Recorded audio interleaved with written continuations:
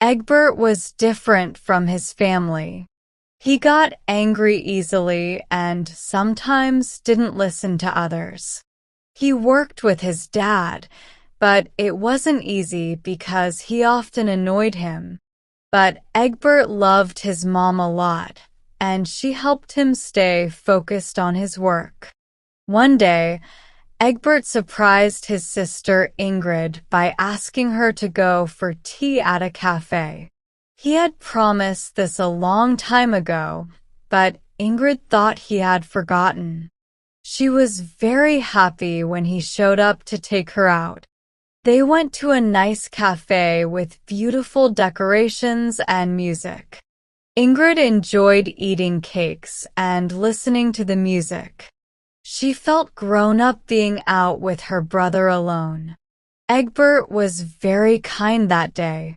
He bought Ingrid lots of cakes and even chocolates and candy. He let her pick a present from a shop, and she chose a pretty bag.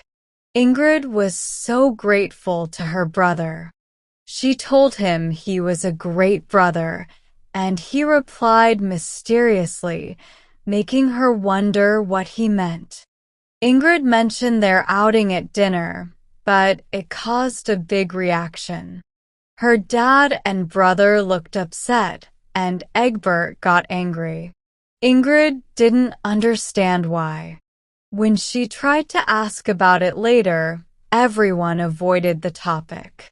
It was clear there was a big argument between Egbert and his dad. Mr. Saxon hinted at things that made Egbert leave the room. Mrs. Saxon looked worried, and Quinread changed the subject when Ingrid asked her about it. It was tense at home, like there could be a fight any moment. Only their mom kept things calm. Athelstane was upset too. He needed more books for school, but his dad said they couldn't afford them. Athelstane was frustrated because he needed the books to do well in school. He complained to Ingrid about how difficult his dad was. Quinread also felt sad because they used to have an easier life before they were poor. Quinread and Ingrid talked about how they could help Athelstane. They didn't want to ask friends for money, so they wondered how they could earn it themselves. Ingrid felt sad, but had some wild ideas about earning money. She thought about being a crossing sweeper or an actress like Charlie Chaplin, but those seemed too difficult for her. Then, on Saturday afternoon, she had a big idea. She thought about selling her dog, Derry. Derry was a fox terrier she got from her cousin as a birthday present. He was smart, but sometimes made a mess by jumping on chairs. Ingrid never thought about Derry's value until Mr. Hardcastle noticed him. Mr. Hardcastle was their neighbor, and they didn't talk much after their dog Sam got hurt in an accident. But when Athelstane helped Sam, Mr. Hardcastle became friendly.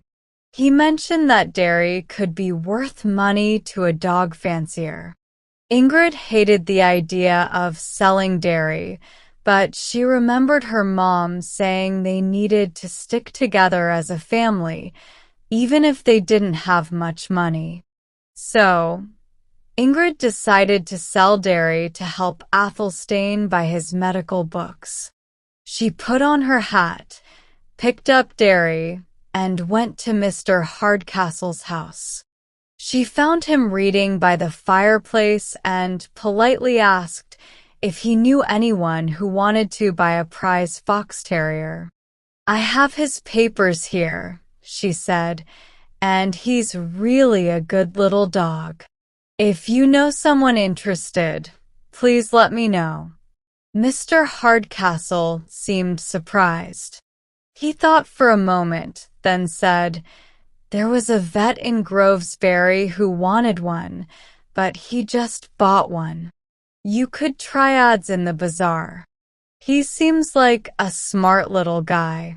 Why do you want to sell him? Is he causing trouble? No, Ingrid said, turning even redder. It's not that. I don't want to sell him, but I need to. Before she could finish, tears filled her eyes, and she started crying quietly. Mr. Hardcastle was alarmed and tried to comfort her. There, don't cry. Tell me what's wrong. But you're not a doctor, Ingrid exclaimed. No, but my son was studying medicine at Berkshire. He had just passed his intermediate M.B. when he was called up. I've got all his books. He won't need them anymore. He was flying over the German lines, and his plane crashed. One comfort, he was killed instantly. He had always hoped he'd never be taken prisoner.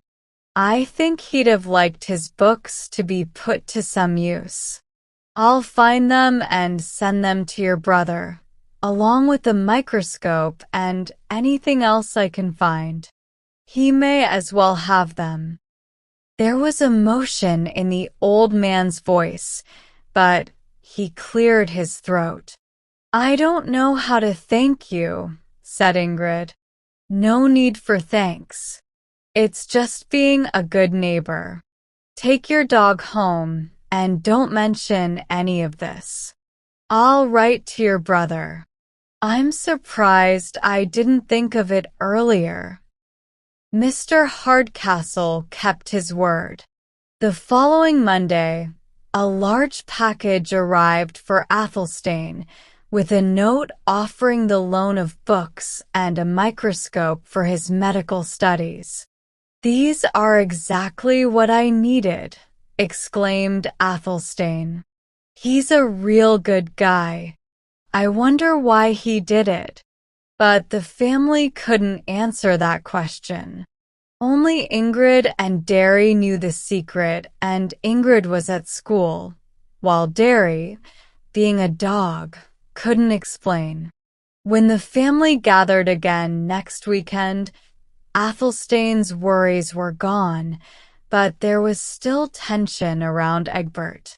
The atmosphere at home felt uneasy and conversation was awkward at meals. Nobody talked about why. It wasn't usual for Ingrid to share family problems, but feeling emotional, she told Mr. Hardcastle about Athelstane's need for books and how she was trying to help. He listened quietly, then said kindly, My dear, you don't have to sell your dog. I can lend your brother all the medical books he needs. On Sunday afternoon, Father looks upset. Mother seems very worried. Egbert is sulking. Queenie won't talk, and Athelstane and Hereward don't seem to know or care what's wrong, but it's making them all grumpy. What am I supposed to do with this family? Thought Ingrid. It had been raining, so they couldn't go for their usual walk on the moors after church. With 7 people cramped in a small house, they kept getting in each other's way. Father was napping in the dining room. Mother, Athelstane, and Hereward were in the drawing room, reading and interrupting each other. Ingrid, annoyed at being disturbed while reading The Scarlet Pimpernel by her family's chatter, tried to escape to her bedroom. But the blind was drawn and Quinn Reed, with a headache, was trying to rest. There was nowhere comfortable to go, so Ingrid put on her coat, took her book, and went to sit in the cycle shed. Even in the rain, being outside was nice. Flowers were starting to bloom, birds were singing, and the garden smelled fresh and sweet. Ingrid took a deep breath and started singing "Thank God for a Garden," a song her mother loved. But standing in the rain, admiring the flowers wasn't practical, so Ingrid dashed to the cycle shed for shelter. She hoped for solitude, but Egbert was already there, looking gloomy as ever, fixing his motorbike. He greeted Ingrid with a sigh, then opened up to her. "Ingrid, I can't take this anymore. I miss being in the army. I'm seriously thinking of quitting everything and enlisting again." "Is it really that bad?" asked Ingrid. "Yes, I'm so tired of everything. If it wasn't for Mom, I would have left already. Maybe she'll miss me, but I don't think anyone else will, and I don't care." "What about Miss Bertrand?" Ingrid asked, feeling mischievous. Egbert stopped working and looked at her with the most surprised expression. "How do you know about Miss Bertrand?" he asked. Ingrid couldn't help but laugh. She felt like she had him trapped. "I know more than you think." "Who went into the Abbey Church and sat in a pew for a long time, looking all lovey-dovey." "Oh yes, I saw you, and it was quite a sight," she teased. Egbert stared at her, shocked. But, where were you?" he asked. "I was peeking through a hole. I could see right into the church, and I watched you come in. I've been waiting to tell you this," Ingrid said, bursting with laughter. Egbert took a deep breath, trying to process it all. "If only I had known earlier," he said slowly. "Ingrid, please stop laughing. You don't understand. Can you go and tell Dad that you saw me there and remember the exact day and time?" "But isn't Dad the last person you'd want to know?" asked Ingrid, getting serious. "No, he's the one who needs to hear it from a reliable witness he trusts." "Let me explain," he said, noticing Ingrid's surprised expression. "I got myself into trouble. I left the office one afternoon and went to the Abbey, like you saw. When I returned, someone had taken money from Dad's room, and he accused me." "Why you?" Ingrid asked, feeling indignant. "Because I was the only one who could get into his room. I told Dad I had been out, but none of the other workers saw me leave or come back. I went out before Dad left and returned after he came back, but he didn't believe me. You know how he gets when he's angry. And you made it worse by mentioning our tea outing, making it seem like I spent stolen money." "You did have a lot of money that day," remarked Ingrid. "Yes, I had sold a story to a newspaper. It's not great, so I didn't use my name. I didn't want to tell them at home until I wrote something better. I cashed the check and decided to treat you. But explaining to Dad was pointless. Mom defended me, but it's been tough these past 2 weeks." "But, Egbert," said Ingrid, looking puzzled, "couldn't you have asked Miss Bertrand to tell Dad where you were? It would have been better than letting him think you took the money." Egbert's face turned dark again. "I wouldn't ask Miss Bertrand for help, even if I were accused of murder. I'd rather be punished first. I saw her the day after we were at the Abbey together. She was walking with some airmen, and she ignored me. I'm done with girls. They're all the same, and the gloomy young man started working on the motorcycle. Ingrid sympathized. She didn't have much experience with love, but she thought this one wasn't serious. "You'll move on," she comforted. And she wasn't nice anyway. Queenie always hated her. "If Dad's awake, I'll tell him I saw you in the Abbey." It was a Tuesday, because I had my music lesson and was carrying Dr. Linton's books. Good. That's proving I was somewhere else. I don't know who took the money, but as long as Dad knows I didn't, that's all I care. He can sort it out with the clerks now. Mr. Saxon asked Ingrid questions but believed her, which relieved his doubts about Egbert.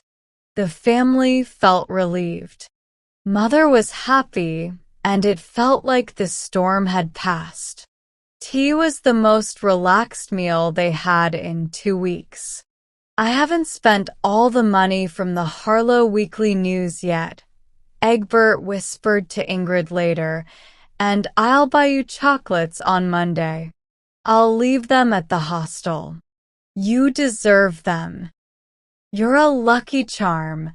I was going to tease you about the Abbey incident, but I won't say no to chocolates. We'll have a great feast in number 2 tomorrow night."